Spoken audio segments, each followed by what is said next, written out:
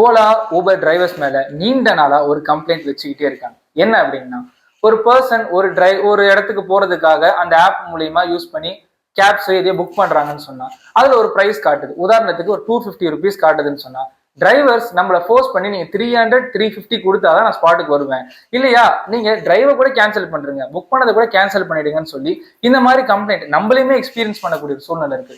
இந்த மாதிரி நடந்துச்சுன்னு சொன்னா கான்ஸ்டியூஷன் படி இது லீகலா இல்லீகலா? நம்முடைய கான்ஸ்டியூஷன் தெளிவா சொல்லுது இந்த மாதிரியான பிராக்டிஸ்ன்றது இல்லீகலான ஒரு விஷயம்.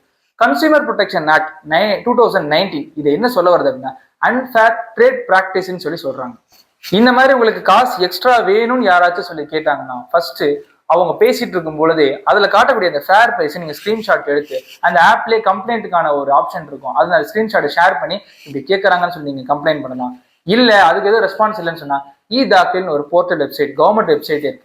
அது ஒரு லாயர் கூட தேவையில்லை, டைரக்டா நீங்களே போய் சம்பந்தப்பட்ட டிரைவர் சம்பந்தப்பட்ட கம்பெனியை சொல்லி நீங்களே ஒரு கேஸ் ஃபைல் பண்ணலாம். இந்த எந்த ஆப்ஷன்லயுமே ஒரு ப்ராப்பரான ரெஸ்பான்ஸ் உங்களுக்கு கிடைக்கலன்னு சொன்னா நீங்களே ஒரு அட்வொகேட்டை இதுக்கு இன்சார்ஜ் பண்ணி லீகல் நோட்டீஸ் கூட நேரில் அனுப்பலாம். ஸோ டிரைவர் மட்டும் இல்லை, கம்பெனியுமே இதுக்கு ரெஸ்பான்சிபிளா ஆகுவாங்க.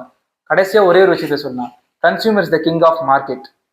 எந்த ஒரு பிசினஸ் எடுத்தாலும் சரி கன்சியூமர் தான் அது கிங், டிரைவர்ஸோ எந்த ஓனர்ஸும் கிடையாது.